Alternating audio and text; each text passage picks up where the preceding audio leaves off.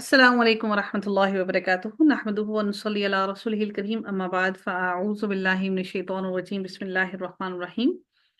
آیت نمبر 51 کا آغاز ہوتا ہے۔ اللہ تعالیٰ ارشاد فرماتے ہیں وقال اللہ لا تتخذوا الہین اثنین انما هو الہ واحد فإیایا فرحبون۔ اللہ تعالیٰ ارشاد فرماتے ہیں کہ اللہ تعالیٰ ارشاد فرما چکا ہے وقال اللہ، اللہ تعالیٰ ارشاد فرما چکا ہے کہ دو معبود نہ بناؤ۔ لا تتخذوا فعل نہیں ہے کہ نہ بناؤ دو الہ، انما ہوا الہ واحد کہ معبود تو صرف وہی اکیلا واحد اللہ ہی ہے، کیونکہ اللہ تعالیٰ کے سوا کوئی معبود نہیں ہے۔ اگر آسمان و زمین میں دو معبود ہوتے تو تمام عالم کا جو معاملات ہیں وہ سارے بگڑ جاتے، وہ دونوں الہ آپس میں ہی جھگڑتے رہتے۔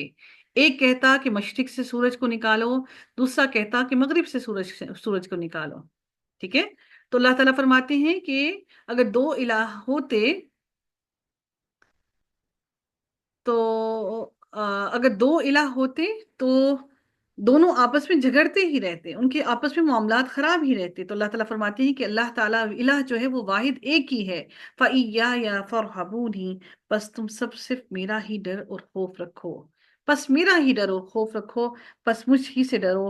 اس کے لیے اللہ تعالیٰ نے سورۃ الانبیاء کے اندر ارشاد یہ فرمایا کہ اس لیے دو خداؤں کا عقیدہ جس کے مجوسی حامل رہے ہیں، یہ تعداد الہ بہت سارے معبودوں کا عقیدہ جس کے لیے اکثر مشرکین قائل رہے ہیں، یہ سب کا سب باطل ہے۔ اللہ تعالیٰ سورۃ الانبیاء کی آیت نمبر 22 میں فرماتے ہیں لَوْ كَانَ فِيهِمَا إِلَٰهَةٌ إِلَّا اللَّهُ لَفَسَدَتَا، اگر ایسا ہوتا دو الہ ہوتے تو صرف اور صرف فساد ہی ہوتا، تمام کی تمام دنیا میں صرف فساد ہی برپا رہتا۔ ہر دونوں الہ آپس میں جھگڑتے ہی رہتے اس معاملے میں کہ کس کی فوقیت ہو اور کون کس کی بات کو مانے۔ اگلی آیت میں اللہ تعالیٰ ارشاد فرماتے ہیں وَلَهُ مَا فِي السَّمَاوَاتِ وَالْأَرْضِ وَلَهُ الدِّينُ وَاسِبًا۔ اللہ تعالیٰ فرماتے ہیں آسمانوں میں اور زمین میں جو کچھ بھی ہے سب اسی کا ہے اور اسی کی عبادت بھی لازم ہے۔ وَلَهُ الدِّينُ وَاسِبًا، اور اسی کی عبادت لازم ہے، اسی کی عبادت اور اس کی اطاعت لازم ہے۔ واسبن کے معنی ہمیشگی کے ہوتے ہیں۔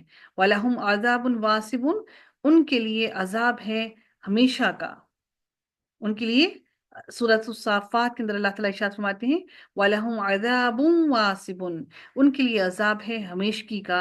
اور اس کا وہی مطلب ہے کہ جو بہت سے دوسرے مقامات میں سورہ زمر میں بھی اللہ تعالیٰ نے ارشاد فرمایا کہ فَاعْبُدُ اللَّهَ مُخْلِصًا لَهُ الدِّينَ أَلَا لِلَّهِ الدِّينُ الْخَالِصُ۔ اللہ تعالیٰ فرماتے ہیں پس اللہ تعالیٰ کی عبادت کرو، اسی کے لیے بندگی کو خالص کرتے رہو، خبردار اسی کے لیے خالص بندگی کرو، صرف اللہ تعالیٰ کی بندگی کرو، بندے اسی کے ہو، بندے بن کے بھی اسی کے رہو۔ بندگی کیا ہے؟ مکمل طور پر خود کو اس کی غلامی میں کر دینا اور اپنے آپ کو مکمل طور پر سپرد کر دینا، اپنی کوئی مرضی نہیں ہوتی انسان کی۔ اللہ تعالیٰ مزید ارشاد فرماتے ہیں اگلی آیت کے اندر وَلَهُ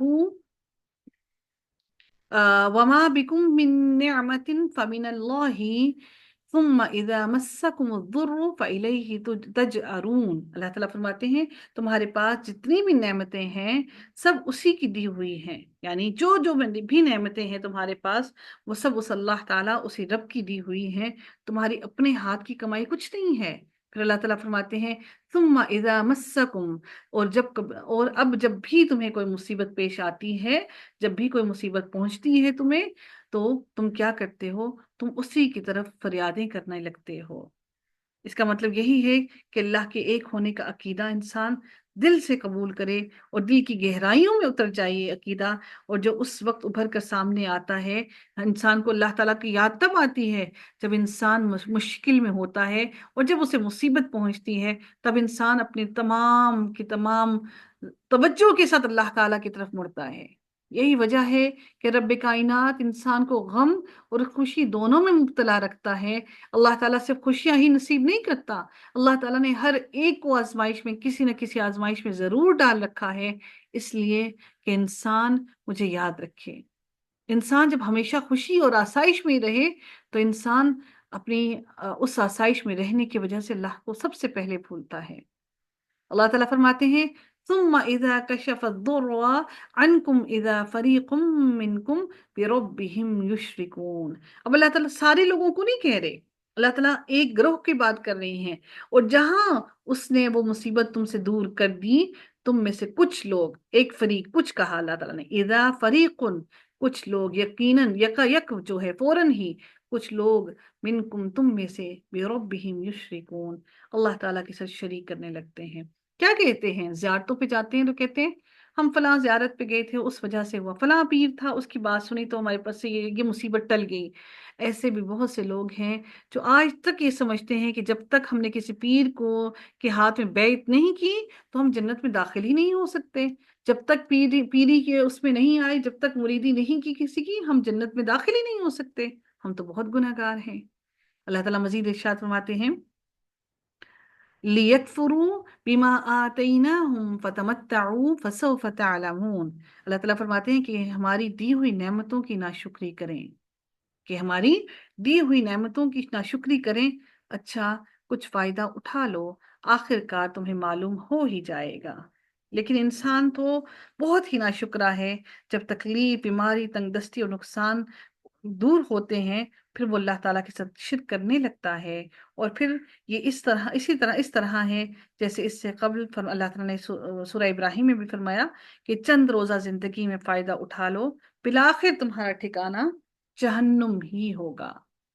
کہ دنیا کی زندگی ہے، اس سے تم تھوڑے دن کا فتمتعوا، بس تم فائدہ اٹھا لو، اور فسوف تعلمون، تم عنقریب ہی جان لو گے کہ کس جہنم کی تمہیں خبر دی جا رہی تھی، اور تم کس جہنم میں اب جا کے تمہارا ٹھکانہ تمہیں ملے گا۔ سننے میں ہمارے کانوں کو شاید عادت پڑ گئی ہے، لیکن ہمیں خوف ذرہ بھر بھی لاحق نہیں ہوتا، نہ ہمارے جسم کے رونگٹے کھڑے ہوتے ہیں، اور نہ ہی ہمارے دل ہلتے ہیں اس بات سے کہ جہنم کی ہولناکیاں کیا ہیں۔ وہ ہولناکیاں وہ ہیں کہ جس کے اندر جہاں تک انسان کی نظر جائے گی صرف اور صرف آگ ہی ہوگی، جہاں سے انسان بھاگنے کی کوشش بھی کرے گا تو فرشتے مزید نیچے دبائیں گے، اور جب انسان اس جہنم سے آزاد ہو کر جب جنت میں جائے گا تو جنت کے باہر کھڑے ہو کر اپنے عزیز و قارب کو، اپنی ماں کو، اپنے بہن بھائیوں کو، اپنے بچوں کو، اپنی بیوی کو آوازیں دے کر پکارے گا کہ جنت میں سے کچھ پانی لا کر ہمارے اوپر سے آگ کو بجھا دو۔ اور ان کی وہ جو جنت میں داخل ہوں گے جہنم سے آ کر، تو ان کے ماتھوں پر ایک سیاہ نشان ہوگا، اور وہ ہر بندے کو، جنتی کو پتہ چل جائے گا کہ یہ جہنم سے آیا ہوا ہے، ظاہر ہے جل جل جل جل کر آئے گا، اور وہ سیاہ نشان اس کے ماتھے پر ہوگا، اور پھر آہستہ آہستہ آہستہ وہ نشان مٹتا جائے گا۔ سوچئے کہ جہنم کی سختیاں کس قدر ہیں۔ اللہ تعالیٰ مزید ارشاد فرماتے ہیں وَيَجْعَلُونَ لِمَا لَا يَعْلَمُونَ نَصِيبًا مِّمَّا رَزَقْنَاهُمْ۔ اللہ تعالیٰ فرماتے ہیں کہ وہ جسے جانتے بوجھتے بھی نہیں اس کا حصہ ہماری دی ہوئی روزی میں سے مقرر کرتے ہیں، یعنی جن کی وہ یہ حاجت روا مشکل کشا، اور جن کو یہ اپنا حاجت روا مشکل کشا اور معبود سمجھتے ہیں، وہ پتھر کی مورتیاں ہیں یا جنات اور شیاطین ہیں، جن کا حقیقت میں ان کو کوئی علم نہیں ہے۔ اسی طرح قبروں میں مدفون جو لوگ ہوتے ہیں، ان کی بھی حقیقت کے لوگ نہیں جانتے ہیں، ان کے ساتھ وہاں کیا معاملہ ہو رہا ہے، وہ اللہ کے پسندیدہ افراد میں ہیں بھی یا نہیں ہیں، کوئی میں سے کچھ بھی نہیں جانتے ہیں۔ ان باتوں کو تو کوئی نہیں جانتا، لیکن ان ظالم لوگوں نے ان کی حقیقت سے ناآشنا ہونے کے باوجود بھی انہیں اللہ تعالیٰ کا شریک ٹھہرایا، اور اللہ کے دیے ہوئے مال میں سے ان کے لیے بھی نظر و نیاز کرتے رہے، اور ان کے لیے نظر و نیاز کر کے اپنا ایک حصہ مقرر کر دیا، ان کا حصہ مقرر کر دیا۔ یہ نظر و نیاز جب انہوں نے ان کے لیے کی تو وہ اللہ کے لیے نہیں کی انہوں نے، بلکہ اللہ کا حصہ رہ جائے تو بے شک رہ جائے، ان کے حصے میں کمی نہ آئے۔ اللہ تعالیٰ ہمارے عقائد کو درست کر دے۔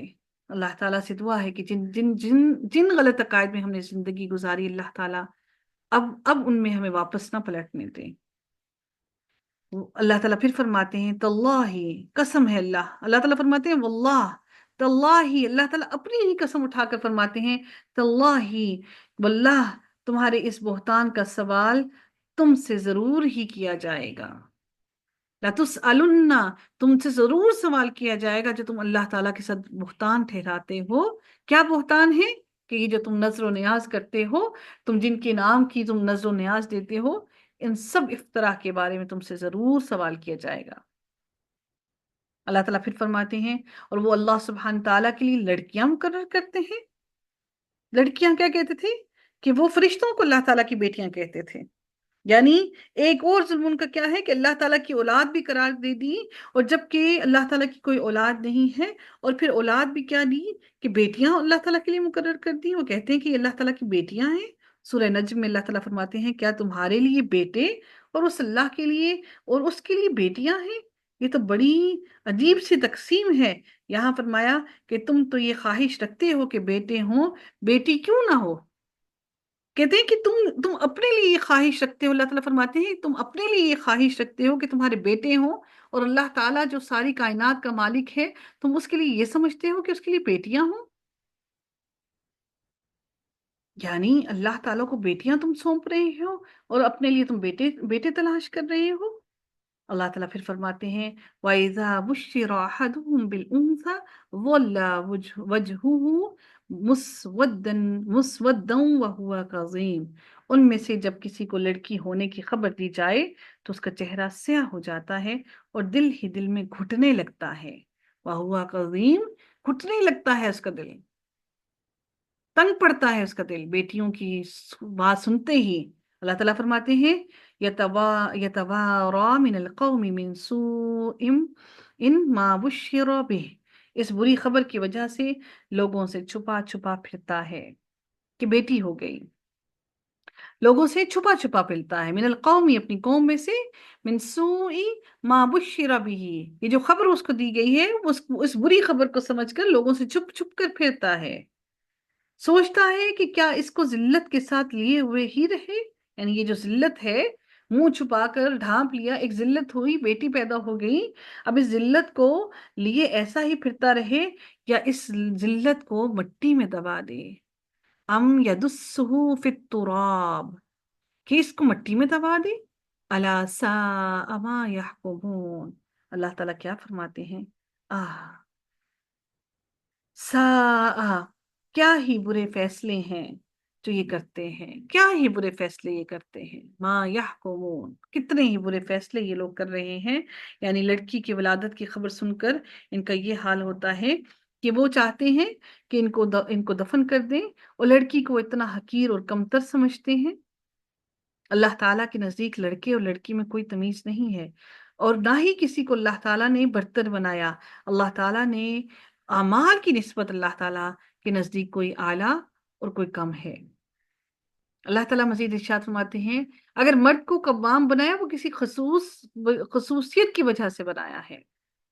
لِلَّذِينَ لَا يُؤْمِنُونَ بِالْآخِرَةِ مَثَلُ السَّوْءِ وَلِلَّهِ الْمَثَلُ الْأَعْلَى وَهُوَ الْعَزِيزُ الْحَكِيمُ. اللہ تعالیٰ فرماتے ہیں آخرت پر ایمان نہ رکھنے والوں کی ہی بری مثال ہے. یعنی کافروں کے برے اعمال بیان کیے گئے ہیں، انہی کے لیے بری مثال یا صفت ہے.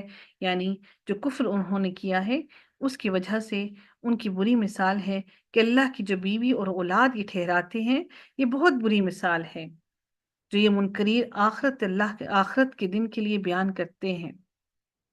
آخرت پر ایمان نہ رکھنے والوں کی ہی بری مثال ہے، یعنی کہ وہ بہت ہی بری مثالیں دیتے ہیں.